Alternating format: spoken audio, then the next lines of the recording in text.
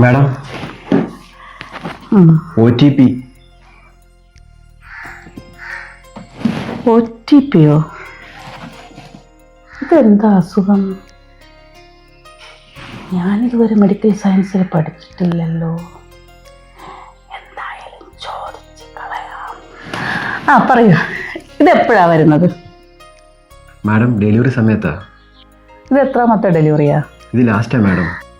അപ്പോൾ വൈഫിനെ കൊണ്ടുവന്നിട്ടില്ലേ? OTP നോക്കണ്ടേ? മാഡം സ്വിഗ്ഗിയിൽ ഫുഡ് ഓർഡർ ചെയ്തില്ലേ, അതിന്റെ OTP ചോദിച്ചത്. അതിന് ഞാനെന്താ ഓർഡർ ചെയ്തേ? പൊറോട്ടയും ചിക്കനും. സോറി, ഇതൊക്കെ ആദ്യമേ പറയണ്ടേ. ഞാനാകെ പേടിച്ചു.